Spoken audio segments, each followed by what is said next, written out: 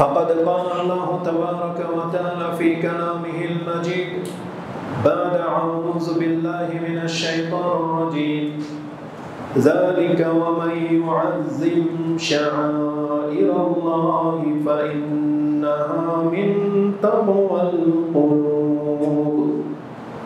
وعن أبي قتادة الأنصاري أن رسول الله صلى الله عليه وسلم سئل عن صوم يوم عاشوراء فقال يكفر سنة الماضية أخرجه المسلم في كتاب الصيام. প্রশংসা মাত্র আল্লাহ সুবহানাহু ওয়া তাআলা, যিনি এক ও একক, যিনি আমাদেরকে তার পক্ষ থেকে কিতাব নাজিল করে সব রকমের কল্যাণকর পথ বাতলে দিয়েছেন।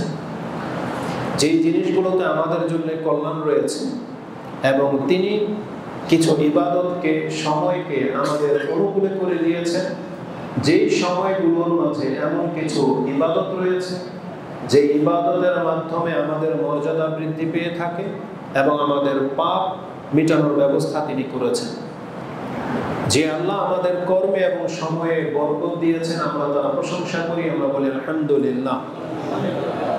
সালাতু ওয়াস সালাম প্রিয় নবী মুহাম্মদুর রাসূলুল্লাহ সাল্লাল্লাহু আলাইহি ওয়াসাল্লামের প্রতি, যার মাধ্যমে আমরা এই কল্যাণকর দিন পেয়েছি, যার মাধ্যমে বিগত সমস্ত উম্মাহ থেকে আমরা বেশি মর্যাদাবান হতে পেরেছি, যিনি হলেন সর্বশ্রেষ্ঠ রাসূল এবং আমাদেরকেও সর্বশ্রেষ্ঠ উম্মাহ হিসেবে ঘোষণা করা হয়েছে। তো যেই রাসূলের মাধ্যমে আমরা এই সম্মান পেয়েছি, আমরা তার উপরে সালাত এবং সালাম পাঠ করি, আমরা বলি আল্লাহুম্মা সাল্লি ওয়া সাল্লিম ওয়া বারিক আলা নবিয়িকা মুহাম্মদ। যেমনটা আপনারা জানেন যে সময়ে এটা হচ্ছে মুহররম মাস। খুতবাগুলোর নিয়ম হলো সমসাময়িক বিষয় নিয়ে খুতবা প্রস্তুত করা, এটাই হচ্ছে আদব বা সুন্নাহ, এটাই হচ্ছে শিষ্টাচার। তো সেই সুবাদে যদিও কথা বলার মতো বহু বিষয় থাকে, কিন্তু সময়ের উপযোগী হিসেবে যেহেতু এটা মুহররম মাস এবং আজকে হচ্ছে মুহররম মাসের ৮ তারিখ আর ২ দিন পর হচ্ছে ইয়মে আশুরা, আমরা আজকে খুতবায় মূলত এই আশুরার দিন সংক্রান্ত কিছু বিষয় নিয়ে আলোচনা করব, যদিও এই বিষয় সম্পর্কে আমাদের যথেষ্ট জ্ঞান রয়েছে। তো মুহররম মাস সম্পর্কে তেমন কিছু বলবো না, কারণ মুহররম মাস সম্পর্কে আমরা বিগত খুতবাগুলোতে হয়তো অনেক কিছুই জেনেছি। এই মুহররম মাস হচ্ছে আল্লাহ সুবহানাহু ওয়া তাআলার নির্ধারিত 4টি যেই নিষিদ্ধ হারাম মাস রয়েছে তার একটি। এই সম্পর্কে আপনি সূরা তাওবা 9 নম্বর সূরা 36 নম্বর আয়াতের তাফসীর পড়ে তাতে আপনি বিস্তারিত পেয়ে যাবেন। বুখারী ও মুসলিমে এই হাদিস রয়েছে যে রাসূলুল্লাহ সাল্লাল্লাহু আলাইহি ওয়াসাল্লাম বলেছেন 4টি মাস হচ্ছে প্রসিদ্ধ সম্মানিত মাস, হারাম মাস বলা হয়। যেই মাসগুলোতে হারাম বা সম্মানিত হওয়ার মূল কারণ হলো কোনো মুসলিম ন্যায়সঙ্গতভাবে এই 4 মাসের কোনো একদিন যুদ্ধ শুরু করতে পারবে না। কাফেরদের সাথে যে জিহাদ, যুদ্ধ করার একটা বিধান রয়েছে দিনের জন্য, সেটা এই হারাম মাস চলে আসলে সেই মাসে কোনো মুসলিম অস্ত্র ধারণ করতে পারবে না। তবে কাফেরদের পক্ষ থেকে যদি আক্রমণ শুরু করে দেওয়া হয় তখন আর মুসলিমের এই বিধান থাকবে না, তখন তারা প্রতিহত করতে পারবে। তো হারাম মাস হচ্ছে মুহররম। হারাম মাস যেমন ছিল জিলকাদা এবং জিলহজ, আরেকটা হচ্ছে রজব মাস, যেটা রমজানের 1 মাস আগে আসে। এই মুহররম মাসের আরেকটা বড় বৈশিষ্ট্য হলো হাদিসে এই মাসকে আল্লাহর মাস বলা হয়েছে। একটা হাদিসের বৈশিষ্ট্য, রাসূলুল্লাহ সাল্লাল্লাহু আলাইহি ওয়াসাল্লাম মুহররম মাসের সিয়াম উল্লেখ করতে গিয়ে তিনি বলেছেন শাহরুল্লাহিল মুহররম, তার মানে মুহররম মাসটিকে আল্লাহর মাস বলে সম্বোধন করা হয়েছে। আর এটা আমরা প্রত্যেকেই জানি, যেই জিনিস আল্লাহর সাথে নামকরণ করা হবে বা আল্লাহর নামের সাথে জুড়ে যাবে, সেটা যা কিছু হোক তার মর্যাদা বেড়ে যাবে। যেমন এই ঘরগুলোকে বাইতুল্লাহ বলা হয়, আল্লাহর নামের সাথে লেগে যাওয়ার কারণে মসজিদের মর্যাদা সব থেকে বেশি। পৃথিবীতে বহু কিতাব আছে, কিন্তু সব থেকে শ্রেষ্ঠ কিতাব কোনটি? কিতাবুল্লাহ, আল্লাহর কালাম, যেটা কোরআনুল কারীম, ওটা কিতাবুল্লাহ হওয়ার কারণে এর মান সব থেকে বেড়ে গেছে। তেমনি রাসূলদের মর্যাদা কেন বেশি? তারা হচ্ছেন নবীউল্লাহ বা রাসূলুল্লাহ, আল্লাহর রাসূল বা আল্লাহর নবী, এই জন্য তাদের মান মর্যাদা সব থেকে বেশি। ঠিক সময়ের মাঝে রমজান মাসও রয়েছে, জিলকদ মাসও রয়েছে, কিন্তু মুহররম মাসটিকে আল্লাহর মাস বলে সম্বোধন করা হয়েছে। এই জন্য মুহররম মাসের মর্যাদা অনেক বেশি বেড়ে গেছে। তো মুহররম মাসের মধ্যে আরেকটা বৈশিষ্ট্যপূর্ণ বিষয় হলো যে এই মাসে একটা দিন রয়েছে যেটা হচ্ছে 10ই মুহররমের তারিখ। হাদিসে এই দিনটিকে ইয়ৌমে আশুরা বলা হয়েছে। কোরআন এবং হাদিসে যখন কোনো শব্দ প্রয়োগ করা হয় তখন এটা ওই বিষয়ের মানমর্যাদাকে বাড়িয়ে দেয়। তো যেহেতু হাদিসে সরাসরি 10 তারিখকে আশুরা বলা হয়েছে, যদিও আশুরা ওই আশুরা থেকেই প্রত্যেক মাসেই কিন্তু 10 তারিখ থাকে। যেমন সফর মাসেও 10 তারিখ আসবে, রবিউল আউয়াল মাসেও 10 তারিখ থাকবে, জিলহজ মাসেও 10 তারিখ ছিল।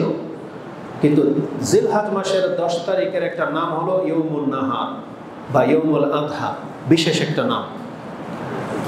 শাওয়াল মাসের 1 তারিখকে বলা হয় ইয়ৌমুল ফিতর। মানে ইসলামে বেশ কিছু দিন আছে যেই দিনকে খাসভাবে নামকরণ করা হয়েছে সম্মান দেখানোর জন্য। ঠিক মুহররমের 10 তারিখ অন্য মাসের 10 তারিখের মতো না। এজন্য মুহররমের 10 তারিখে আশুরা শব্দ দিয়ে পরিচিত করে দেওয়া হয়েছে, যাতে করে এই দিনটি আমাদের নজরে থাকে, এই দিন সম্পর্কে যেন আমরা জানি, এই দিনের সম্মানকে যেন রক্ষা করে চলি। সেই জন্য হাদিসে এই দিনকে একটা বিশেষ নাম দেওয়া হয়েছে, এটা হচ্ছে ইয়ৌমে আশুরা। তা আমরা এই ইয়ৌমে আশুরা সম্পর্কে আজকের খুতবায় কিছু দিক আপনাদের কাছে তুলে ধরব। আমাদের বিদ্যা বুদ্ধি কম, তবে আমরা আমাদের বড় শেখদেরকে এবং আমাদের সালাফদের অনুসরণ করে যেটা দেখতে পাচ্ছি, আপনি যদি আল্লাহ সুবহানাহু ওয়া তাআলার এই দিনগুলো নিয়ে একটু চিন্তা ভাবনা করেন, তার মানে 365 দিন হচ্ছে 1 বছর। এই 1 বছরের মাঝে 365 দিনকে যদি আপনি এক একটা দিনকে নিয়ে ভাবেন, তাহলে আপনি দেখতে পাবেন এই 10 তারিখ মুহররমের 10 তারিখের মতো পৃথিবীতে একটা দিনও আপনি খুঁজে পাবেন না। কোন দিক থেকে? সম্মানের দিক থেকে। কোন দিক থেকে? আলোচনার দিক থেকে। কোন দিক থেকে? বাড়াবাড়ি করা হয়েছে সেই দিক থেকে। মানে 3 দিক থেকে ইয়ৌমে আশুরা আলোচিত বিষয়। এটা ব্যক্তিগতভাবে সম্মানিত, মানে এই দিনটা আসলে সম্মানিত একটা দিন, কিন্তু এই দিনটাকে নিয়ে সবচেয়ে বেশি বাড়াবাড়ি করা হয়েছে। আবার পৃথিবীর ইতিহাসে এই দিনের সাথে বহু ঘটনা জড়িত রয়েছে, যেটা একটা আশ্চর্যজনক ব্যাপার। আরেকটা আশ্চর্যজনক বিষয় আপনাকে বলে দেই, আশুরার এই দিনটি সম্মানের দিক থেকে ইব্রাহিম আলাইহিস সালামের মতো। কিভাবে জানেন? ইব্রাহিম আলাইহিস সালাম আর মুহাম্মদ সাল্লাল্লাহু আলাইহি ওয়াসাল্লামের মধ্যে পার্থক্য হলো, মুহাম্মদ সাল্লাল্লাহু আলাইহি ওয়াসাল্লাম সম্মানিত, যেটা আমরা সবাই জানি। তিনি এই পৃথিবীতে এবং পরকালে 2 জায়গাতেই সম্মানিত হবেন। কিন্তু মুহাম্মদ সাল্লাল্লাহু আলাইহি ওয়াসাল্লামের সম্মানকে সবাই মেনে নেয়নি, শুধু আমরা মুসলিমরা মেনে নিয়েছি। কিন্তু ইব্রাহিম আলাইহিস সালাম তিনি এমন এক ব্যক্তি যার সম্মানকে স্বীকার করে ইহুদিরা, খ্রিস্টানরা, মক্কার মুশরিকরাও স্বীকার করে, আর মুসলিমরা তো স্বীকার করে। তার মানে ইব্রাহিম আলাইহিস সালাম পুরো পৃথিবীর মধ্যে এমন একজন পার্সন যাকে সব ধর্মের আল্লাহ প্রদত্ত যতগুলো মানে কিতাব নাজিল হয়েছে, এই আহলে কিতাব এমনকি পৃথিবীর অর্ধেক মানুষ ধরে নেন বা 1/2-3 মানুষ ইব্রাহিম আলাইহিস সালামকে সম্মান করে। কত বড় একটা ব্যাপার যে যাকে ইহুদিরা পর্যন্ত সম্মান করে। কারণ ইহুদিদের দাদা হচ্ছেন ইব্রাহিম আলাইহিস সালাম, নাসারাদের পরদাদা হলেন ইব্রাহিম আলাইহিস সালাম, আমাদের মুসলিমদের রাসূল হচ্ছেন ইব্রাহিম আলাইহিস সালাম। এমনকি মক্কার মুশরিকরা যার ধর্মের দাবিদার ছিল, তারা বলতো মিল্লাতা আবিনা ইব্রাহিম, তারা ইব্রাহিম আলাইহিস সালামের ধর্মের অনুসারী ছিল। মক্কার লোকেরা দাবি করত। যেমন আমাদের সমাজে অধিকাংশ মানুষ যারা সম্মানের দিক থেকে নিজেকে হানাফি বলে দাবি করে, মানে ইমাম আবু হানিফা রাহমাহুল্লাহর দিকে সে নিসবত করে, যদিও তাকে অনুসরণ তারা করে না। তো মক্কার লোকেরাও ঠিক তাই ছিল, তারা দাবিতে ইব্রাহিম আলাইহিস সালামের ধর্মের দাবিদার ছিল, যদিও তারা ইব্রাহিম আলাইহিস সালামের ধর্মকে অনুসরণ করত না। এটা আরেকটা ব্যাপার। তো ইব্রাহিম আলাইহিস সালামের মর্যাদা যদি আপনি বোঝেন, তাহলে দেখতে পাবেন ইয়ৌমে আশুরা বা মুহররমের 10 তারিখের মর্যাদাও ঠিক তার মতোই। কারণ আমরা স্টাডি করে যেটা দেখতে পাচ্ছি, এই 10ই মুহররম এটা এমন একটা দিন যেই দিনকে স্বয়ং ইহুদিরা পর্যন্ত সম্মান করে। খ্রিস্টানরা সম্মান করে, মক্কার মুশরিকরাও মুহররম সম্পর্কে জানতো। আর তার চেয়ে বড় ব্যাপার হলো ইসলামে মুহররমের মর্যাদাকে বহাল রাখা হয়েছে। ইসলাম কিন্তু এমন একটা ধর্ম, অতীতের বহু ঘটনা, বহু দিন কিন্তু রদবদল করেছে, নাসেখ মানসুখ হয়েছে। ইসলামে বহু বিধানকে রদবদল করা হয়েছে, কিন্তু মুহররমের সম্মানকে ইসলামে বহাল রাখা হয়েছে। এটা খুবই আশ্চর্যজনক একটা ব্যাপার। এবার আসুন আমি আপনাকে দেখাই যে মুহররমের দিনটিকে কিভাবে ইহুদিরা সম্মান করে থাকে। রাসূলুল্লাহ সাল্লাল্লাহু আলাইহি ওয়াসাল্লাম যখন মদিনায় আসলেন, তখন ইহুদিদেরকে দেখতে পেলেন যে 10ই মুহররমের দিন তারা সিয়াম পালন করছে এবং এই দিনটিকে তারা ঈদের দিন হিসেবে গণ্য করত। তার মানে ইহুদিদের মধ্যে দুই ভাগ, এক ভাগ যারা মুহররমের দিনটিকে সিয়াম রাখতো, আরেক ভাগ যারা সেই দিন সিয়াম রাখতো না, বরং ঈদের দিনের মতো করে পালন করত। এই হাদিসটি আপনি পেয়ে যাবেন ইমাম মুসলিম তার সিয়ামের অধ্যায়ে কোট করেছেন 2550 নম্বরে, এবং বুখারীতে হাদিসটি 30 নম্বর অধ্যায়, সিয়ামের অধ্যায় 2005 নম্বর হাদিসে আপনি পেয়ে যাবেন। আবু মুসা ক্বালা কানা ইয়াউমে আশুরা, ইয়াউমে আশুরা এটা এমন একটা দিন ছিল, ইয়াউমান তুআজ্জিমুহু আল ইয়াহুদ ওয়ান নাসারা, এই দিনটিকে ইহুদি এবং নাসারারা সম্মান করত। আর ওয়াতাত্তাখিজুহু ঈদান, এবং ইহুদিরা এই দিনটিকে ঈদের দিন হিসেবে গণনা করেছিল। আরেকটা বর্ণনা আসছে তাউদ্দুহু আল ইয়াহুদু ঈদান, মুহররমের 10 তারিখকে ইহুদিরা ঈদের দিন হিসেবে পালন করত। ফাকাল রাসূলুল্লাহ সাল্লাল্লাহু আলাইহি ওয়াসাল্লাম, কিন্তু রাসূল আমাদেরকে বলেছেন তোমরা ঈদ পালন করবে না, বরং তোমরা সুমুহু আনতুম, তোমরা বরং সিয়াম পালন করবে।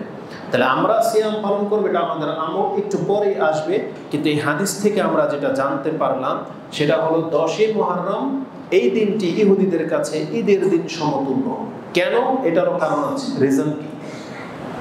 মানুষ কোন দিনকে ঈদের দিন হিসাবে বেছে নেয়? যে দিন তাদের বড় ধরনের কোনো সুসংবাদ তাদেরকে দেওয়া হয় বা শোনানো হয়। যেমন মূসা আলাইহিস সালাম এবং তার কওমকে এই 10ই মুহররমের দিন বিজয়ী করা হয়েছিল এবং ফেরাউনকে ধ্বংস করা হয়েছিল, এই 10ই মুহররমের দিন ছিল সেটি। তাহলে যেই জাতি একটা বড় ধরনের বিপর্যয় থেকে যেই দিন মুক্তি পেল, স্বাভাবিকভাবে তারা সেই দিনটাকে স্মরণ করবে যে এই দিন আজকে আমরা একটা বড় ধরনের স্বৈরাচার থেকে মুক্ত হয়েছি। এই জন্য ওই দিনটাকে তারা ঈদের দিন হিসেবে লালন পালন করত। তো ইহুদিদের মূল কারণ ছিল ওই ফেরাউনের ধ্বংসের কারণ থেকে। তাহলে এই দিন মূসা আলাইহিস সালামকে এবং বনি ইসরায়েলদেরকে উদ্ধার করা হয়েছিল, বা আল্লাহ সুবহানাহু ওয়া তাআলা বিজয়ী দিয়েছিলেন। বলা যায় যে 10ই মুহররম এটা হচ্ছে হকের বিজয়ের দিন। এই দিনটাকে ইহুদিদের আরেকটা দল তারা সিয়াম পালন করত। তারা মূলত মূসা আলাইহিস সালামের কাছাকাছি ছিল, মানে অনুসরণের দিক থেকে একজন রাসূলকে যেভাবে অনুসরণ করতে হয়, ইহুদিদের মধ্যে একটা দল ছিল যারা মূসা আলাইহিস সালামের অনুসরণ করত। কিভাবে? আন ইবনে আব্বাস আন্না রাসূলুল্লাহ সাল্লাল্লাহু আলাইহি ওয়াসাল্লাম কাদিমাল মদিনা, রাসূলুল্লাহ সাল্লাল্লাহু আলাইহি ওয়াসাল্লাম যখন মদিনাতে আসলেন, ফাওয়াজাদাল ইয়াহুদু সিয়ামান ইয়াউমে আশুরা, দেখতে পেলেন যে কিছু ইহুদিরা সেই দিন সিয়াম অবস্থায় আছে। তখন রাসূল তাদেরকে জিজ্ঞেস করলেন, ফাকালা লাহু মা হাযাল ইয়াউম আল্লাযী তাসুমুনাহু, এটা কোন দিন, কেন তোমরা সিয়াম পালন করো আজকে? তখন জবাবে তারা বলেছিল, ফাকালু হাযা ইয়াউমুন আযীম নাজ্জাল্লাহু ফীহি মূসা ওয়া কওমা, এটা একটা মহান দিন, ইয়াউমুন আযীম বলা হয়েছে। হাযা ইয়াউমুন আযীম না আনজাল্লাহু ফীহি মূসা ওয়া কওমাহু ওয়া গাররাকা ফিরআউন ওয়া কওমাহু, এই দিনে আল্লাহ মূসা এবং তার কওমকে মুক্ত করেছেন ফেরাউনের কবল থেকে, আর ফেরাউনকে ডুবিয়ে ধ্বংস করা হয়েছে। আরেকটা বর্ণনা তারা বলেছিল হাযা ইয়াউমুন সালেহ, এটা একটা পবিত্র দিন বা একটা সম্মানিত দিন। নাজ্জাল্লাহু বনি ইসরাঈলা মিন আদুইহিম, বনি ইসরাঈলদেরকে তাদের শত্রুদের থেকে মুক্ত করা হয়েছিল এই দিন। এটা ছিল কারণ। কি কারণ? ইহুদিদের সিয়াম পালন করার কারণ। সেই কারণটা ইমাম বুখারী রাহিমাহুল্লাহ 1865 এবং মুসলিমে হাদিসটি 2548 রয়েছে। তাহলে এই দুইটা হাদিস থেকে আমরা দুইটা জিনিস পাই। এক হলো ইহুদিদের একদল সম্পর্কে যারা 10ই মুহররমের দিন ঈদ পালন করত। ইহুদিদের আরেকটা দল সম্পর্কে আমরা জানতে পারতেছি যে তারা মূলত সেই দিন সিয়াম পালন করত। যদি নবীর চরিত্র দেখি তাহলে দেখতে পাই ইহুদিদের এই যে দ্বিতীয় দল যেটা, সেটা নবীর সাথে মিল আছে, কারণ নবীর আদর্শ এখানে জড়িত। মূসা আলাইহিস সালামের আদর্শ ছিল এটা। ইহুদিরা এটাই বলেছিল যে এই দিন মূসা আলাইহিস সালামকে আল্লাহ যখন বিজয় দান করলেন, পরবর্তীতে প্রত্যেক এই দিনের, বছরের এই দিনে মূসা আলাইহিস সালাম সিয়াম পালন করতেন। ফাসামা মূসা শুকরান লিল্লাহ ওয়া নাহনু নাসুম।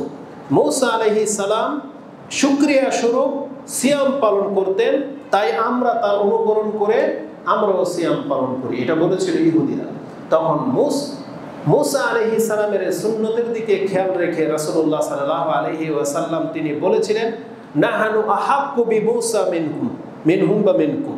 তারা ইহুদিদের দিকে লক্ষ্য করে রাসূলুল্লাহ সাল্লাল্লাহু আলাইহি সাল্লাম বলেছিলেন, আমরা মূসার বেশি হকদার, কারণ আমি হচ্ছে মূসার ভাই। এই জন্য রাসূল আমাদেরকে বলেছেন, আনতুম আহাক্কু মিনহুম, তাদের থেকে তোমরা বেশি হক রাখো মূসা আলাইহিস সালামের শুকরিয়ায় অংশ নেওয়া। মূসার খুশিতে তোমরা খুশি হবে, এটা ইহুদিদের চাইতে আমাদের হক বেশি। তখন রাসূলুল্লাহ সাল্লাল্লাহু আলাইহি সাল্লাম আমাদেরকে আদেশ করেছেন, ফাসুমু আনতুম, তোমরা সিয়াম পালন করো। এই জন্য আমাদেরকে রাসূলুল্লাহ সাল্লাল্লাহু আলাইহি ওয়াসাল্লাম, এটা ছিল মূলত মূসা আলাইহিস সালামের সুন্নাহ, এই 10ই মুহররমের সিয়াম পালন করা, যে আদেশ স্বয়ং রাসূল আমাদেরকে করেছেন। আর এই হাদিসের মধ্যে যেটা পেলাম যে ইহুদিদের একদল তারা সিয়াম পালন করত, নাসারাদের কথাও এখানে আছে। তাহলে এই হাদিস দিয়ে প্রমাণ হয় যে ইহুদি নাসারাদের কাছে এই মুহররমের একটা ভ্যালু আছে। মুহররমের 10 তারিখের এই দিনটা একটা মর্যাদাপূর্ণ দিন। এবার আসুন মক্কার মুশরিকদের কাছে। আশ্চর্য ব্যাপার, ইমাম বুখারী সেই হাদিস কোট করেছেন। ইমাম বুখারী রাহিমাহুল্লাহ তার হজের অধ্যায়ের 47 নম্বর পর্বে আপনি হাদিস পেয়ে যাবেন 1592, এবং ইমাম বুখারী 97 নম্বর অধ্যায় কিতাবুত তাওহীদ এই হাদিস এনেছেন, যেটা আপনি 97 নম্বর অধ্যায়ে তাওহীদের অধ্যায়ের 5 নম্বর পর্বে পেয়ে যাবেন। ইমাম বুখারী রাহিমাহুল্লাহ আয়েশা রাদিয়াল্লাহু তাআলা আনহা থেকে একটা হাদিস এনেছেন যে কালাত, তিনি বলতেন, কানু ইয়াসুমুনা আশুরা, মক্কার কুরাইশরা তারা আশুরার দিনে সিয়াম পালন করতেন। কাবলা আইয়ুফরাদা রমাদান, রমজানের সিয়াম ফরজ হওয়ার আগে। তার মানে রমজান মাসের সিয়াম ফরজ হয়েছে 2য় হিজরিতে, আর রাসূলুল্লাহ সাল্লাল্লাহু আলাইহি ওয়াসাল্লাম মদিনাতে 2 বছর আর তার আগে মক্কায় 13 বছর ছিলেন। কিন্তু আয়েশা রাদিয়াল্লাহু তাআলা আনহা তিনি বলতেছেন, ওই মক্কার জীবনে তিনি দেখেছেন যে কুরাইশরা পর্যন্ত এই আশুরার দিনে সিয়াম রাখত। কেন রাখত এই ইতিহাস এই কুরাইশদের জানা ছিল না, কারণ তাদের ধর্মের বহু কিছুর বিকৃতি ঘটেছে। কিন্তু বাপদাদার সূত্র থেকে তার মানে বোঝা যাচ্ছে যে ইব্রাহিম আলাইহিস সালামের যে দিন, এতে এই মুহররমের সিয়ামের ব্যবস্থা ছিল, যেটা মক্কার লোকেরা পেয়েছে। কিন্তু কেন, তার কারণ তারা জানতো না, স্বয়ং রাসূলও জানতো না যে এই মুহররম মাসের কেন সিয়াম রাখতে হতো।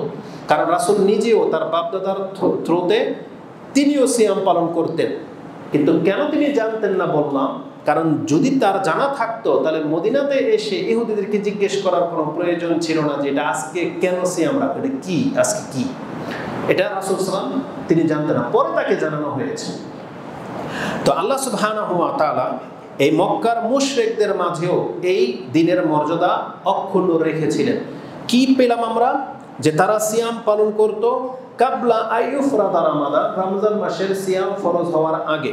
আর ওয়া কানা ইয়াওমান তুস্তারু ফিহিল কাবা, এবং মক্কার মুশরিকরা এই দিনটাকে এতটা সম্মান করত যে কাবার যে গিলাফ পরিবর্তন করা হতো সেটা এই মুহররমের 10 তারিখে করা হতো। তার মানে একটা সম্মানজনক দিনে তারা এটা করত। তো এই হাদিস ইমাম বুখারী কোট করেছেন। এখান থেকে এটাও জানা যায় যে কাবা যে গিলাফ চড়ানো হয়েছে এটা মূলত ইসলাম আসার পরে হয় নাই, বরং ইসলাম আসার বহু আগে থেকে এই প্রচলন ছিল, যেটাকে ইসলাম বহাল রেখেছে। রাসূলুল্লাহ সাল্লাল্লাহু আলাইহি ওয়াসাল্লাম এই ব্যাপারে কোনো রকমের উৎসাহিত বা নিষেধ কোনো কিছুই করেন নাই, মানে এই নিয়মটাই রেখে দিয়েছেন, যার ফলে এটা আজও পর্যন্ত বছরে একবার পরিবর্তন করা হয়। কিছুদিন আগে দেখেছি যে সেটা পরিবর্তন করা হতো আরাফার দিনে, জিলহজ মাসের 9 তারিখে করা হতো, যখন সব হাজিরা আরাফাতে ময়দানে অবস্থান করতো, এই ফাঁকে তারা কাবার গিলাফটাকে পরিবর্তন করে নিত, কিন্তু বর্তমান সরকার আসার পরে তারা সে সিদ্ধান্ত চেঞ্জ করেছে। তারা এখন সেটা ওই আরাফার দিনে না, বরং মুহররমের প্রথম তারিখে এনেছে। যদি তারা মুহররমের 10 তারিখে আনতো, তাহলে তাদের পূর্বপুরুষদের যে ধর্ম, সেই ধর্মের দিকে ইঙ্গিত আমরা বুঝতে পারতাম। তো যাই হোক, এখন রদবদল হয়ে এখন মুহররমের 1 তারিখে, গত বছর তার আগের বছর দেখেছি মুহররমের 1 তারিখে তারা এই গিলাফ পরিবর্তন করে থাকে। তার মানে আমরা এই হাদিস থেকে জানতে পারতেছি এর ইতিহাস, যে এটা ইসলামেরও আগের ইতিহাস, যে মক্কার মুশরিকরাই, কাবাগরের খাদেম যারা, তারা এটা করতো, যে হাদিসটা আপনি বুখারীতে 1592 নম্বরে পেয়ে যাবেন। তাহলে দুইটা ঘটনা থেকে আমরা জানতে পারি ইহুদিদের কাছে 10ই মুহররম সম্মানিত, খ্রিস্টানদের কাছে 10ই মুহররম সম্মানিত, মক্কার মুশরিকদের কাছে এই 10ই মুহররম সম্মানিত। এখন বাকি থাকে ইসলাম। আশ্চর্যের ব্যাপার হলো ইসলামে সেটাকে বহাল রাখা হয়েছে।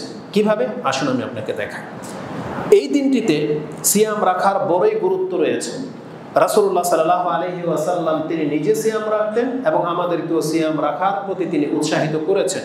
এই মর্মে বেশ কিছু হাদিস রয়েছে। তার একটা হাদিস, আন ইবনে আব্বাস ক্বালা মা আলিমতু আন্না রাসূলুল্লাহ সাল্লাল্লাহু আলাইহি ওয়াসাল্লাম সাওমা ইয়াওমান, মা আরেকটা বর্ণনায় মা রাআইতু নবিয়্য সাল্লাল্লাহু আলাইহি ওয়াসাল্লাম ইয়াতাহাররা সিয়ামা ইয়াওমিন ফাদ্দালাহু আলা গায়রিহি আল আইয়াম আল ইয়াওম ইল্লা হাযাল ইয়াওম ইয়াউমি আশুরা ওয়া হাযা শাহর ইয়ানি শাহরে রমাদান।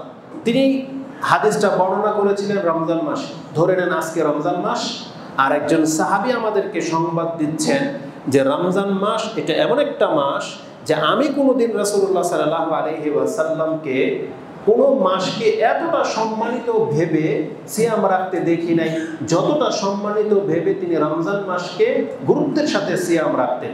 আর পৃথিবীতে এমন কোনো দিন আমি দেখি নাই যেই দিনটাকে রাসূলুল্লাহ সাল্লাল্লাহু আলাইহি ওয়াসাল্লাম এতটা সম্মানের সাথে সিয়াম পালন করতেন, যতটা সম্মানের সাথে তিনি 10 মুহররম মানে ইয়াউমে আশুরার দিনের সিয়াম পালন করতেন।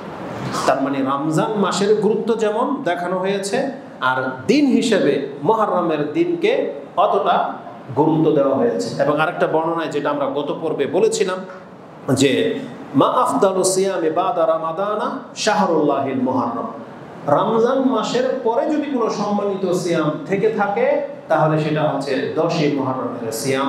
এই হাদিস আমরা গত পর্বে আলোচনা করেছি।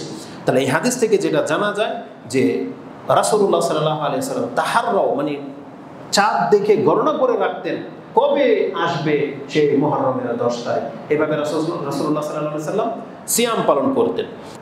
রাসূল নিজে যেহেতু গুরুত্বের সাথে সিয়াম পালন করতেন এবং তিনি আমাদেরকে বলেছেন অতএব তোমরা সিয়াম পালন করো। এই কথাটা কোথায় আছে? ওই যে একটু আগে যে হাদিসটা বর্ণনা করেছি মুসলিমের 2550, সেখানে রাসূল বলেছেন ইহুদিরা ঈদ পালন করে, তোমরা কি করবে? বরং তোমরা সুমু আনতুম, বরং তোমরা সিয়াম পালন করবে। তা আমাদেরকে 10ই মুহররমের দিন সিয়াম পালন করার প্রতি আদেশ দেওয়া হয়েছে। কি আছে বা কি ফজিলত এই দিনে সিয়াম যদি আমরা রাখি, এই সম্পর্কে রাসূলুল্লাহ সাল্লাল্লাহু আলাইহি ওয়াসাল্লামকে জিজ্ঞাসা করা হয়েছিল। আন্না রাসূলুল্লাহ সাল্লাল্লাহু আলাইহি ওয়াসাল্লাম সুইলা ইয়াউমি আশুরা, সুইলা আন সাওমি ইয়াউমি আশুরা ফাকালা ইউকাফিরু সানাতাল মাদিয়া। রাসূল বলেছেন এই সিয়ামের মাধ্যমে অতীতের 1 বছরের গুনাহকে আল্লাহ মাফ করে দিবেন। এই হাদিস ইমাম মুসলিম কোট করেছেন 2636 মানে 2636 নম্বরে পেয়ে যাবেন। এবং আরেকটা ভাষা হলো আহতাসিবু আলাল্লাহ, আমি আল্লাহর কাছে এটা আশা করি, আইয়ুকাফিরা সানাতাল্লাতি ক্বাবলা, এর মাধ্যমে তোমাদের অতীতের 1 বছরের গুনাহকে আল্লাহ মাফ করে দিবেন। এটা হচ্ছে মুহররমের সিয়ামের মর্যাদা বা ফজিলত। আশুরার সিয়াম মূলত একটি, আশুরার সিয়াম 10ই মুহররমের সিয়াম মূলত একটি। عن بعض أزواج النبي صلى الله عليه وسلم قالت كان رسول الله صلى الله عليه وسلم رسول الله صلى الله عليه وسلم এর কোন এক স্ত্রীর মাধ্যমে এটা বর্ণনা করা হয়েছে যে রাসূলুল্লাহ সাল্লাল্লাহু আলাইহি ওয়াসাল্লামের সুন্নাহ বা আদর্শ হলো তিনি এই দিনগুলোর সিয়াম কখনো ছাড়তেন না। এটা বর্ণনা করতে গিয়ে তিনি বলেছেন ইয়াসুমু তিসআ মিন জিলহিজ্জা, তিনি জিলহজ মাসের 9 দিন সিয়াম রাখতেন। ওয়া ইয়াউমি আশুরা, আশুরার দিনে সিয়াম রাখতেন। ওয়া সালাসাতা আইয়ামিন মিন কুল্লি শাহর, তিনি প্রত্যেক মাসের 3 দিন, আইয়ামে বীজ যেটা, এই সিয়াম রাখতেন, ছাড়তেন না। আউয়ালু ইসনাইনি মিনাশ শাহর ওয়াল খামিস, এবং মাসের প্রথম সোমবার এবং বৃহস্পতিবার তিনি সিয়াম রাখতেন। এই হাদিসটি যদিও আমি বর্ণনা করলাম, আবু দাউদে আছে, নাসাইতে আছে, হাসান সনদে, কিন্তু এই হাদিসের মূল তাহকিকে যেটা দেখা যায় যে হাদিসের মধ্যে দুর্বলতা আছে। কারণ এখানে আমবাদি আজওয়াজিন নবী সাল্লাল্লাহু আলাইহি সাল্লাম বলা হয়েছে, কার থেকে বর্ণনা এটা এখানে উল্লেখ নাই। আর এই হাদিসটি বিভিন্ন সূত্রে আসার কারণে নাসিরউদ্দিন আলবানী সহিহ বলেছেন, মানে গ্রহণযোগ্য বলেছেন, কিন্তু হাদিসের মূল হচ্ছে হাদিসটি দুর্বল। কিন্তু এই হাদিসের মধ্যে সহিহ হাদিসের অনেক কথাই আছে, যেমন অবশ্যই রাসূলুল্লাহ সাল্লাল্লাহু আলাইহি সাল্লাম মাসের 3 দিন সিয়াম রাখতেন, তারপরে আশুরার দিনে সিয়াম রাখতেন, সোমবার বৃহস্পতিবার সিয়াম রাখতেন, যদিও সেটা মাসের প্রথম সপ্তাহে না, বরং যে কোনো সোমবার যে কোনো বৃহস্পতিবারই রাসূল সিয়াম পালন করতেন। তো আশুরার সিয়াম যে একটি, এটা বলতে গিয়ে শুধু হাদিসটা আমি আপনার কাছে পেশ করেছি, কিন্তু বিশেষ একটা কারণে আমাদেরকে আশুরার সিয়াম 2টা রাখার পরামর্শ দেওয়া হয়েছে। সেই বিশেষ কারণটা কি? এটা আমাদের আলেমদের আবিষ্কার না, বরং রাসূলুল্লাহ সাল্লাল্লাহু আলাইহি সাল্লামের সময়কালেই সাহাবায়ে কেরামরা এটা উত্থাপন করেছিলেন। দেখেন কি উত্থাপন করেছেন। ইবনে আব্বাস ইয়াকুল হিনা সামা রাসূলুল্লাহ সাল্লাল্লাহু আলাইহি ওয়াসাল্লাম ইয়াউমে আশুরা, যখন রাসূলুল্লাহ সাল্লাল্লাহু আলাইহি ওয়াসাল্লাম আশুরার দিনে সিয়াম রাখলেন, ও আমারা বিসিয়ামিহি, এবং আমাদেরকেও যখন সিয়াম রাখার প্রতি আদেশ করলেন, কালু ইয়া রাসূলুল্লাহ, তখন রাসূলকে জানানো হলো, ইন্নাহু ইয়াউমুন তুআজ্জিমুহু আল ইয়াহুদ ওয়ান নাসারা, এটা তো এমন একটা দিন যেই দিনকে ইহুদি এবং নাসারারা সম্মান করে। এই যে একটু আগেই বলেছি আমি যে প্রত্যেক ধর্মে আশুরার দিনের মর্যাদা আছে। তাহলে এই মুসলিমের হাদিস স্পষ্ট প্রমাণ করে যে ইন্নাহু ইয়াউমুন তুআজ্জিমুহু আল ইয়াহুদ ওয়ান নাসারা, এটা তো এমন একটা দিন যেই দিনকে ইহুদি এবং খ্রিস্টানরা পর্যন্ত সম্মান করে, তাহলে আমরাও তাদের মতো করে এই দিনে সিয়াম রাখবো। তখন রাসূলুল্লাহ সাল্লাল্লাহু আলাইহি ওয়াসাল্লাম তিনি তার ওপিনিয়ন, একটা চিন্তা পেশ করেছেন। ফাকালা রাসূলুল্লাহ সাল্লাল্লাহু আলাইহি ওয়াসাল্লাম ফাইজা কানা আল ইয়াউমু আশুরা ইনশাআল্লাহুল আজিজ ইনশাআল্লাহু সুন্না আল ইয়াউম আত-তাসি, যদি আগামী বছর আশুরার দিন আসে তাহলে ইনশাআল্লাহ আমি 9 তারিখে সিয়াম পালন করব। কারণটা হলো কি? ইহুদি নাসারা, মানে আমাদেরকে শিক্ষা দেওয়া হয়েছে আমরা মুসলিমরা যেন সব ক্ষেত্রে ইহুদি নাসারাদের খিলাফ চলি। ইহুদি যদি ডান পাও দেয় আমরা বাম পাও দিব, ইহুদি যদি এই রাস্তা দিয়ে হাঁটে আমাদেরকে বলা হয়েছে সে রাস্তা ছেড়ে দাও, দেখেন যেও না, অন্য রাস্তা দিয়ে হাঁটো। এটা ধর্মের ক্ষেত্রেও বলা হয়েছে যে ধর্ম ভালো কাজ, আশুরার দিনে সিয়াম রাখে ইহুদিরা, আমরাও রাখবো, ভালো কাজ, কিন্তু ওদের অনুকরণ হয়ে যাচ্ছে। তাই রাসূল বলেছেন ইনশাআল্লাহু সুন্না আল ইয়াউম আত-তাসি, ইনশাআল্লাহ আমি 9 তারিখে সিয়াম রাখবো, ওদের মতো 10 তারিখে রাখবো না। এই হাদিসকে 2টা ব্যাখ্যা করা হয়েছে। আরেকটা ভাষা হলো লাইন বাকিতু ইলা কাবিলিন লা আসুমান্না তাসি, যদি আমি আগামী বছর বাকি থাকি তাহলে আমি 9 তারিখে সিয়াম পালন করব। তার মানে এখানে রাসূলুল্লাহ সাল্লাল্লাহু আলাইহি সাল্লাম 10 তারিখকে যেন ইগনোর করলেন, তিনি 10 তারিখের বদলে 9 তারিখে সিয়াম পালন করতে চাইলেন। তারপর রেজাল্ট কি? কালা ফালাম ইয়াতিল আমুল মুকবিল হাত্তা তুওয়াফিয়া রাসূলুল্লাহ সাল্লাল্লাহু আলাইহি ওয়াসাল্লাম, ইন্তেকাল হয়ে যায়। তার মানে এটা যদি মুহররম মাসের হাদিস হয়ে থাকে, তার মানে আর মাত্র 1.5 মাস পরেই রাসূলুল্লাহ সাল্লাল্লাহু আলাইহি ওয়াসাল্লামের 12 রবিউল আউয়ালের সময় ইন্তেকাল হয়ে গেছেন। তার পরের বছর আর তিনি মুহররম পাননি। তো রাসূলের সেই ইচ্ছাটা থেকে গেছে। এই জন্য আলেমদের মধ্যে একটা মত হলো যে এখন 10 তারিখের জায়গায় 9 তারিখে সিয়াম রাখাটা হচ্ছে যুক্তিযুক্ত এবং এটা বেশি ফজিলতপূর্ণ। কিন্তু অন্যান্য আলেমরা, জমহুর যারা, অধিকাংশরা বলেছেন মূলত 10 তারিখে এখানে ইগনোর করা হয় নাই, বরং রাসূল সাথে 9 তারিখেও সিয়াম রাখতে চেয়েছেন। তার মানে 2টা, 10 তারিখকে বাদ করা হয়নি, ওটা বহাল থাকবে। 9 তারিখেও রাসূলুল্লাহ সাল্লাল্লাহু আলাইহি সাল্লাম যোগ করেছেন। তার মানে ইহুদিরা রাখে একটা সিয়াম, আমরা মুসলিমরা রাখবো কয়টা? 2টা। ওই তখন থেকে 2টার প্রচলন চালু হয়েছে। এই জন্য যারা পারবে অবশ্যই তারা 2টা রাখার চেষ্টা করবেন। একান্ত না পারলে অন্তত পক্ষে 10ই মুহররমের দিন তো আপনি সিয়াম রাখার চেষ্টা করবেনই, কেননা একটা সিয়াম রাখলে আপনার 1 বছরের অতীতের পাপকে আল্লাহ মাফ করে দেবে।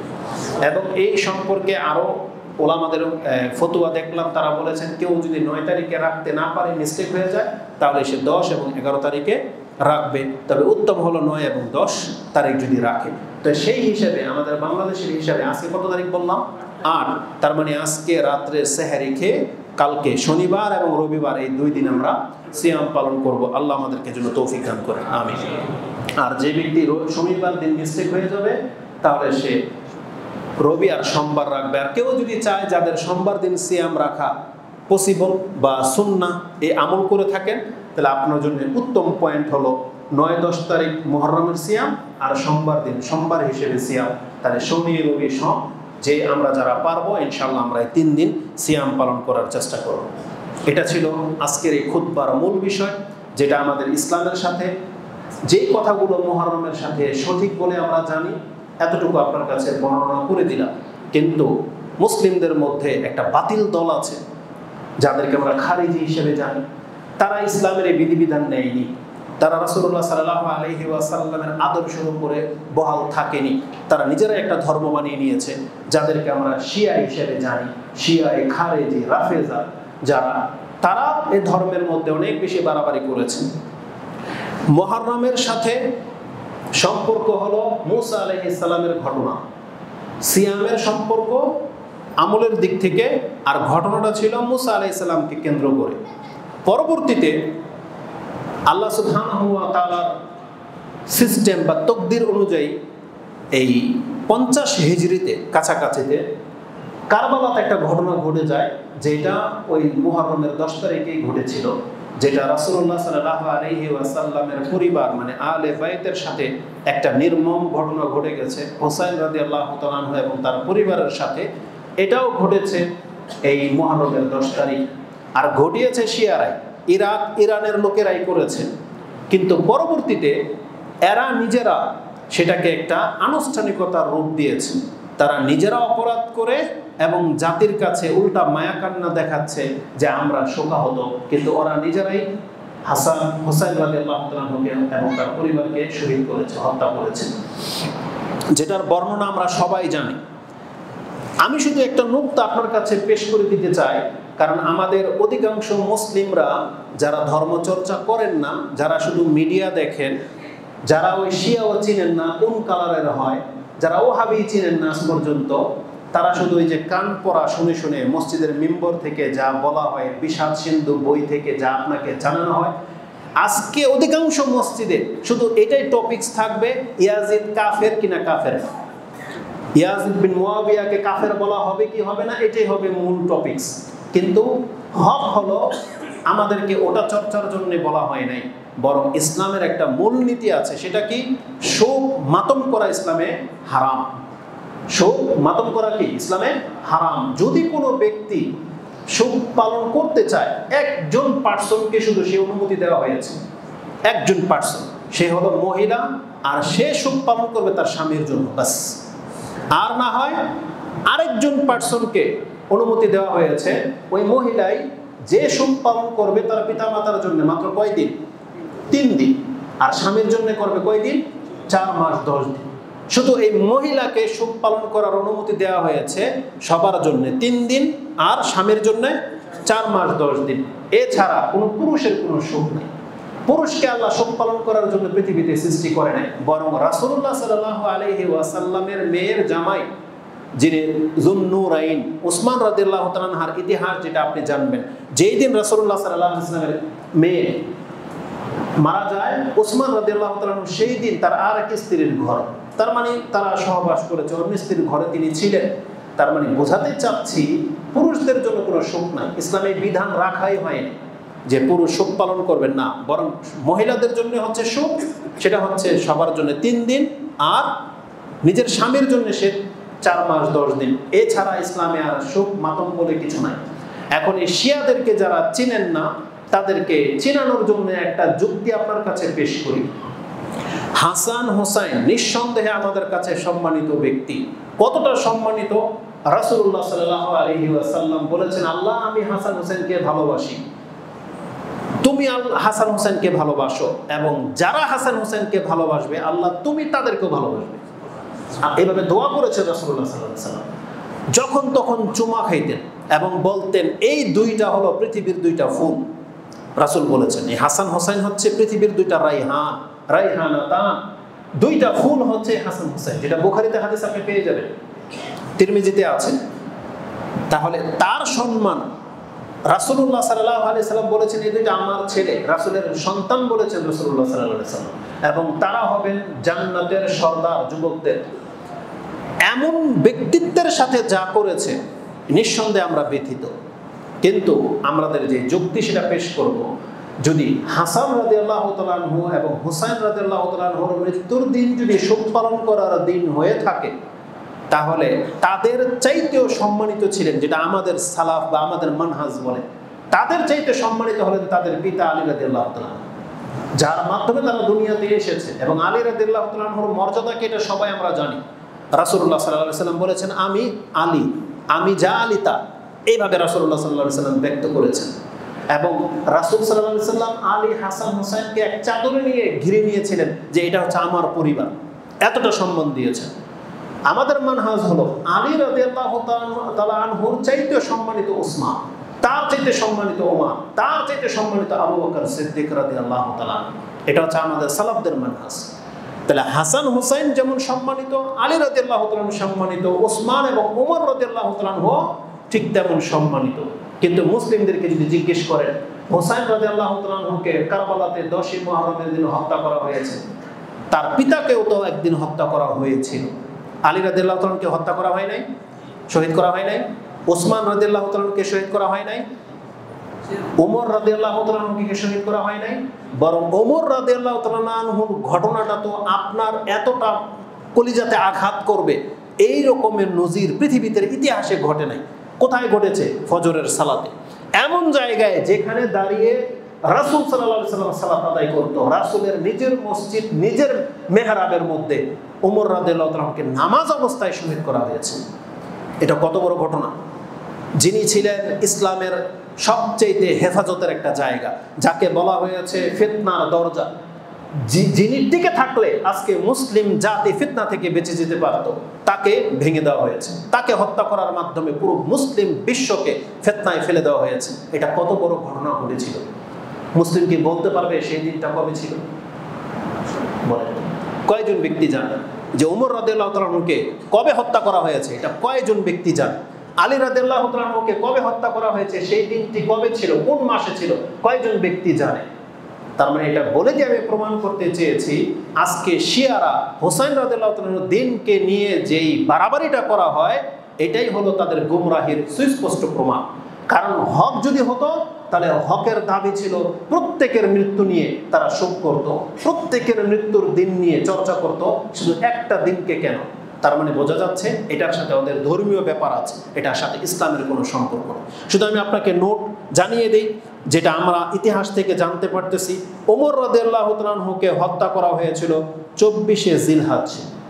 24শে জিলহজ, দেখেন জিলহজ মাস, এটা হচ্ছে হারাম মাস। আমি খুবই আশ্চর্য হয়েছি যে বিষয়টা কতটা সেন্সিটিভ। দেখেন, প্রায় সাহাবে কেরামদেরকে হত্যা করা হয়েছে সব নিষিদ্ধ সময়। ওসমান রাদিয়াল্লাহু তাআলা আনহুকে হত্যা করা হয়েছে 28শে জিলহজ 35 হিজরি। আলী রাদিয়াল্লাহু তাআলা আনহুকে হত্যা করা হয়েছে কোনো বর্ণনায় 20, কোনো বর্ণনায় 21শে রমজানের দিন। রমজান মাসে আলী রাদিয়াল্লাহু তাআলা আনহুকে নামাজ পড়তে যাওয়ার পথে তাকে হত্যা করা হয়েছে। চিন্তা করা যায়? তাও খারিজি ফতোয়া দিয়ে যে আলী রাদিয়াল্লাহু তাআলা আনহু কাফের হয়ে গেছে। যিনি হচ্ছেন সার্টিফিকেট প্রাপ্ত জান্নাতি, তাকে কুফরি ফতোয়া দিয়ে হত্যা করে দেওয়া হয়েছে।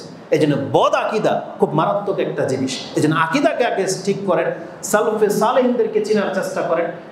মানুষের আকিদা খারাপ হয়ে গেলে এটা আপনাকে কতটা নিচে নামিয়ে দিতে পারে, এগুলো হচ্ছে তার প্রমাণ। আলী রাদিয়াল্লাহু তাআলা আনহুর মতন ব্যক্তিকে যেই ব্যক্তি কাফের ফতোয়া দিতে পারে, ও কত বড় ধার্মিক বলেন? ওর ধার্মিকতার শেষ আছে যে একজন সাহাবীকে অন্য জনের কাফের দেখতে পাচ্ছি। তাহলে আজকে আমরা যারা বক্তব্য করি কোরআন সুন্নাহ মতে, এই কবর পূজারীদের কাছে আমাদেরকে কাফের বলতে ওদের কোনো দ্বিধা লাগবে? কোনো দ্বিধা লাগবে না। এই জন্য কোরআন হাদিস এটা এমন একটা জিনিস, এটা সবাই তৌফিক পায় না। যারা এই মসজিদে আছেন, যাদের পর্যন্ত বক্তব্য যাবে, আপনি আল্লাহর কাছে আশ্রয় কামনা করেন, আল্লাহর কাছে হেদায়েত কামনা করেন যে আল্লাহ তুমি আমাকে হেদায়েত দান করো। এই অন্তরের মালিক হচ্ছেন আল্লাহ। এই অন্তর যদি ঘুরে যায়, পৃথিবীর কোনো শক্তি নাই এটাকে সঠিক পথ দেখাতে পারে। এই জন্য যদি মনে করেন যে আপনি আর আমি হক পথে আছি, তাহলে বলেন আলহামদুলিল্লাহ। কারণ এই হিদায়াতটা কিন্তু সবচেয়ে দামি জিনিস। এটা কত বড় গুমরাহি, একজন ব্যক্তি কত বড় ধার্মিক হয়ে গেছে যে আলী রাদিয়াল্লাহু তাআলা আনহুকে সে কাফের দেখতে পাচ্ছে। আমাদের বাংলার জমিনেও কিন্তু এরকম কাফের বলা ফ্যাক্টরির লোক কিন্তু আছে, যাকে তাকে কাফের বলে দেয়। তো এই জন্য এই গুমরাহি থেকে আমি আমার জন্য এবং আপনাদের জন্য আল্লাহর কাছে আশ্রয় চাচ্ছি। আমিন ইয়া রাব্বাল আলামিন। তো আলী রাদিয়াল্লাহু তাআলা আনহুকে 20 রমজানের দিন 40 হিজরিতে হত্যা করা হয়েছে এবং তার ভাই হাসান রাদিয়াল্লাহু তাআলা আনহুকে 28 সফর বা আরেকটা বর্ণনা আসছে 2 রবিউল আউয়াল 49 হিজরিতে তাকে বিষ খাইয়ে হত্যা করেছে। এগুলো সবগুলো কাজ করেছে খারেজিরা অগ্নিপূজক। এই যে লুলু ফাইরোজ যেটা অগ্নিপূজক ছিল, পারস্যের লোক, ওমর রাদিয়াল্লাহু তাআলা আনহুকে হত্যা করেছে, ওসমান রাদিয়াল্লাহু তাআলা আনহুকে হত্যা করেছে খারেজিরা, আলী রাদিয়াল্লাহু তাআলা আনহুকে হত্যা করেছে খারেজিরা। এই সবগুলোই হচ্ছে ইরান এবং ইরাক, এই পারস্য সাম্রাজ্যের লোক। এই জন্য এদেরকে চিনার চেষ্টা করে। এরা হলো মুসলিমদের সবচেয়ে বড় শত্রু। ইহুদিকে তো আপনি চিনেন, যেই ব্যক্তি বলবে আমি ইহুদি, আপনি বুঝে নিবেন এটা আমার শত্রু। কিন্তু শিয়াকে আপনি আপনার শত্রু মনে করেন না, বরং আপনি ওদের লেবাস, ওদের দাড়ি, ওদের পাগড়ি, ওদের চরিত্র দেখে আপনি মনে করবেন এটা হচ্ছে মুসলিমদের সবচেয়ে বড় একটা জামাত। কিন্তু এরা হলো ইহুদিদের খালাতো ভাই। এই জন্য এদের কাছ থেকে আল্লাহর কাছে আশ্রয় চাইবেন, এদের কাছ থেকে নিজে দূরে থাকার চেষ্টা করবেন। তাহলে এই 3 জন ব্যক্তিকে হত্যা করা হয়েছে, তাদের ডেট সম্পর্কে কোনো আলোচনা নাই, তাদের সম্পর্কে কোনো রোদন নাই, শুধু ওই হুসাইন রাদিয়াল্লাহু তাআলা আনহুর দিনকে কেন্দ্র করে রোদন করা হয়। এটা হচ্ছে একটা গুমরাহি। এই গুমরাহি থেকে বেঁচে থাকার চেষ্টা করেন। আমাদের সমাজের মুসলিমরা ধর্ম না জানার কারণে আমরা ছোটবেলায় যেগুলো দেখে আসছি, আমি জানি না আপনারা এরকম দৃশ্য দেখেছেন কিনা। আমরা দেখেছি কুরবানির গোশতকে রিজার্ভ করে রাখা হতো, শুটকি করে রাখা হতো। ওই গোশত দিয়ে মুহররমের 10 তারিখে খিচুড়ি পাক করে বিতরণ করা হতো, শরবত বানিয়ে খাওয়ানো হতো এবং তারা বৃষ্টির জন্য কুলা নিয়ে মানুষের বাড়ি বাড়ি পর্যন্ত যাওয়া হতো। এগুলো ঘটতো এই মুহররমকে কেন্দ্র করে। এই মুহররমের দিন বিয়ে শাদী করাটাকে অনেকে নাজায়েজ মনে করে, অনেকে অপয়া মনে করে। এগুলো কোত্থেকে আসছে? ইসলাম থেকে আসে নাই, এগুলো শিয়াদের কাছ থেকে আসছে। এই জন্য আপনি বেঁচে থাকার চেষ্টা করেন। এই রোদন সম্পর্কে একটা হাদিস কঠিন, যেটা রাসূল বলেছেন লাইসা মিন্না মান লাতামা আও দারাবা হুদুদা, তারা আমার অন্তর্ভুক্ত নয় যারা তাদের এই চাপটাঘাত করে, বুকের মধ্যে আঘাত করে এবং গালে থাবড়ায়, যারা চেহারাতে আঘাত করে, গালে থাবড়ায়, বুকে থাবড়ায়, তারা আমার অন্তর্ভুক্ত নয়। ওয়াশাক্কাল জুয়ুব, যারা জামা কাপড় ফিরে ফেলে, তারা আমার অন্তর্ভুক্ত নয়। ওয়াদাবি দাওয়াল জাহিলিয়া, এবং জাহিলিয়াতের মতো যারা ডাক ডাকে, কি ওই যে দেখবেন মাটিতে বসে বুক থাবড়াবে, জামা কাপড় ফিরে ফেলবে আর বলবে আমার অমুক, আমার তমুক, হায় হুসাইন, হায় হুসাইন, এরকম করে। তাহলে এই হাদিস বুখারী মুসলিমের হাদিস। মুসলিমে হাদিস ইমানের অধ্যায় আছে, যেহেতু রাসূল বলেছেন যারা এই চরিত্রের তারা আমার অন্তর্ভুক্ত না, মানে ইমান থেকে তাদেরকে বাহির করে দেওয়া হচ্ছে। ইমাম মুসলিম ইমানের অধ্যায়ে 186 নম্বরে আপনি হাদিস পেয়ে যাবেন এবং বুখারীতে হাদিসটি আপনি 1294-তে পেয়ে যাবেন। এত স্পষ্ট হাদিস থাকা সত্ত্বেও আজকে আমরা বহু মুসলিম মহিলাদেরকে দেখি, তার সন্তান মরে গেলে ঠিক সেইভাবে সে তার জামা কাপড় ছিঁড়ে ফেলে, তাকে কেউ 2-4 জন ধরে রাখতে পারে না। অথচ ইসলাম আমাদেরকে শিক্ষা দিয়েছেন এইভাবে রোদন করা জায়েজ নাই। এটাকে রোদন বলা হয়। যে চোখের পানি হলো কান্না, কিন্তু চোখের পানির সাথে মুখের শব্দ আর শরীর যদি তাতে অংশ নেয়, এটা হচ্ছে রোদন। সেটা কি? শুধু চোখ কাঁদবে, অন্তর ব্যতীত হবে, এটা জায়েজ এবং ভালো, কারণ রাসূল বলেছেন এটা হচ্ছে রহমত। কিন্তু চোখের পানির সাথে যদি জবান খুলে যায় আর যদি শরীরের অংশ নেয়, মানে দাবড়াদাবড়ি করেন, তাহলে এটা হচ্ছে রোদন। আর এটা যেই করবে, রাসূল বলেছেন সে আমার উম্মতের অন্তর্ভুক্ত না। এটা একবারে কঠিনভাবে রাসূলুল্লাহ সাল্লাল্লাহু আলাইহি সাল্লাম নিষেধ করে দিয়েছেন। আর এই হাদিস আপনারা জানেন। এবার শিয়াদেরকে চেনার চেষ্টা করেন, যারা রোদন্ত করে করে জামা কাপড় ছিঁড়ে ফেলে, চাকু দিয়ে নিজের শরীরের উপরে আঘাত করতে থাকে, যেটা আল্লাহ সুবহানাহু ওয়া তাআলার বিধানের খেলাফ। এই জন্য এই সমস্ত শিয়াদেরকে চেনার চেষ্টা করবেন। আর সংক্ষিপ্তভাবে কারবালাতে যে ঘটনা ঘটেছিল, ইবনু জিয়াদ তার সাথে কি আচরণ করা হয়েছে, আমি 2টা হাদিসের নাম্বার বলে দিই যাতে করে আপনার মনের প্রশান্তি আসবে।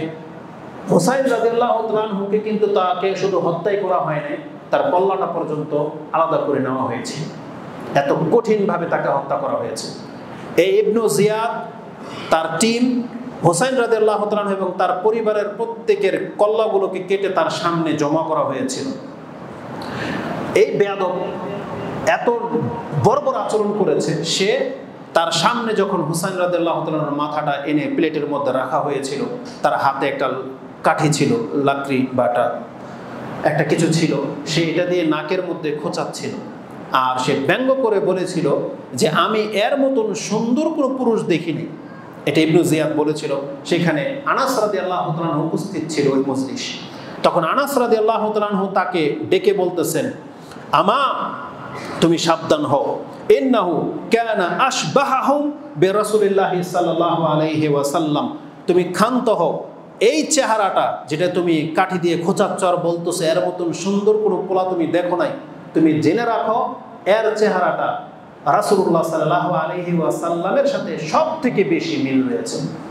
তার মানে হোসেন রাদিয়াল্লাহু তাআলার চেহারার হুলিয়ার দিক থেকে রাসূলের হুবহু ছিলেন হোসেন রাদিয়াল্লাহু তাআলা, আর বডি স্ট্রাকচারে হাসান রাদিয়াল্লাহু তাআলা রাসূলুল্লাহ সাল্লাল্লাহু আলাইহি ওয়াসাল্লামের বেশি মিল ছিলেন। তার মানে হোসেন রাদিয়াল্লাহু তাআলার চেহারাটা ছিল হুবহু রাসূলুল্লাহ সাল্লাল্লাহু আলাইহি ওয়াসাল্লামের মতো। তখন ওর লাঠিটা টেনে নিয়েছিল। কিন্তু ও এই বেয়াদবি যে করেছে, এই হাদিসের মধ্যে, হাদিসের নাম্বারটা হলো ইমাম বুখারী 3748, তিরমিজিতে হাদিসটি 3778, 3778, আপনারা দেখে নেবেন। এই হাদিসের মধ্যে এমন কিছু নুকতা বলে দেওয়া হয়েছে যেটা আজকে বলতে গেলে আর উপায় থাকবে না। শুধু এতটুকু নুকতা বলে দিই। আনাস হচ্ছেন একজন সাহাবী, আর তার সামনে আরেকজন সাহাবী, বরং রাসূলের ছেলের সাথে এই আচরণ করা হচ্ছে। তিনি কিন্তু তখন অস্ত্র বের করে নেন নাই। তিনি কিন্তু অস্ত্রটা বের করে জিয়াদের কল্লাটাকে তখন কিন্তু উড়িয়ে দেন নাই, কারণ তখন ইবনু জিয়াদ হচ্ছে শাসক পক্ষের লোক, শাসক পক্ষের লোক। এই জন্য কোনো হুজুর বা কোনো আলেমের সামনে কোনো একটা এমন ঘটনা ঘটবে, সেখানে সে উপস্থিত থাকবে, তাই বলে যে সে অস্ত্র বের করে সে নেতাকে সে মেরে দেবে, এটা সালাফদের মানহাজ না। আনাস রাদিয়াল্লাহু তাআলা আনহু তিনি চাইলে যে আমাকে মেরে ফেলা হোক, মেরে ফেলা হোক, তা আমি ইবনে জিয়াদকে ছাড়বো না। আনাস রাদিয়াল্লাহু তাআলা আনহু কিন্তু এই কাজটা করেন নাই, বরং তিনি সতর্ক সাবধান করে দিয়েছেন। কারণ যেহেতু রাষ্ট্রপক্ষের লোক, তাদের সাথে সে পেরে উঠবে না, এই জন্য শুধু সতর্ক সাবধান করে দিয়েছেন যে এটা কিন্তু রাসূলের চেহারার সাথে সবচেয়ে বেশি মিল, তার সাথে কিন্তু এই বেয়াদবি তুমি করবা না, এটা করেছেন। যতটুকু পেরেছেন বাধা দিয়েছেন। পরবর্তীতে এই ইবনু জিয়াদের সাথে আল্লাহ কি করেছেন, এই ইবনু জিয়াদ এবং তার পুরো টিমকে কিন্তু পরবর্তী আরেকটা দল এসে হত্যা করেছিল, এবং ইবনু জিয়াদ এবং তার লগের একটাকে কিন্তু আস্থা রাখা হয়নি, তাদেরও কল্লা কিন্তু কাটা হয়েছিল। এবং প্রত্যেকের কল্লাগুলোকে ইরাকের একটা মসজিদের নাম হচ্ছে রাহাবা, সেই জায়গাতে জমা করা হয়েছিল। ওমারা ইবনু ওমায়ের একজন তাবি, তিনি বলতেছেন যেই দিন এই ঘটনা ঘটেছিল, ওদের মাথাগুলাকে যখন এক জায়গায় রাখা হয়েছিল, আমি সেখানে উপস্থিত ছিলাম। তখন ফান্তাহাইতু ইলাইহিম ওয়া হুম ইয়াকুল, সেখানকার উপস্থিত লোকেরা চেঁচামেচি করে বলতে লাগলো কাজ্জাত কাজ্জাত। তখন এই কথা শুনে আমি সেখানে যাই, গিয়ে দেখি একটা সাপ, আকরাব যেটা বিষাক্ত একটা সাপ, ওই মাথাগুলোর ভিতরে কোত্থেকে যেন এসেছে। কিছুক্ষণ পর পর এই সাপটা দেখা যাচ্ছে, এসে সেটা ইবনু জিয়াদের নাকের ছিদ্র দিয়ে মস্তিষ্কের ভিতরে ঢুকতেছে, কিছুক্ষণ থেকে আবার বেরোচ্ছে 3-3 বার করে। তারা বলেছিল কাজ্জাত কাজ্জাত। তার মানে এই হাদিসটি আপনি তিরমিজিতে দেখে নেন, ওটা ছিল 3778, এটা হচ্ছে 3780 নম্বর হাদিস। তার মানে বাস্তবিকই এরও কল্লা কাটা হয়েছিল, এবং আল্লাহ সুবহানাহু ওয়া তাআলার পক্ষ থেকে বিষাক্ত সাপ জমিনেই তার মাথার মস্তিষ্কে কামড়িয়েছে, আর কবরে যা হবে তা তো হবে।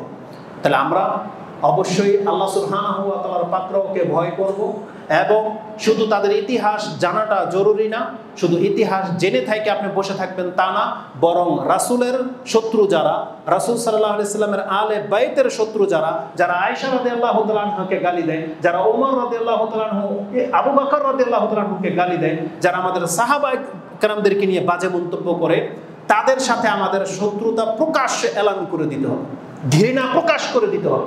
আপনি কি জানেন সাহাবায়ে কেরামদের কত ঘৃণা ছিল ইরাক এবং ইরানের লোকদের প্রতি? বহু পরের ঘটনা। ইবনে ওমর রাদিয়াল্লাহু তাআলা আনহুমাকে জিজ্ঞাসা করা হয়েছে, ইরাকের এক ব্যক্তি যে আমি ইহরাম অবস্থায় আছি, আর আমি যদি মশা মারি, তাহলে মশার রক্ত যদি আমার ইহরামের কাপড়ে লাগে, তাহলে এটাকে আমার জন্য জায়েজ হবে কি না জায়েজ হবে? তখন ইবনে ওমর কি বলেছেন জানেন? তখন তিনি উপস্থিত লোকদেরকে ডেকে বলতেছেন, ফাকালা উনজুর ইলা হাযা ইয়াসআলুনি আন দামিল বাউদা, তোমরা দেখো এই লোকটার দিকে তাকাও, ইরাকের বাসী, সে আমাকে মুসার রক্ত সম্পর্কে জিজ্ঞেস করতে চায়। আর ওদের চরিত্র কি?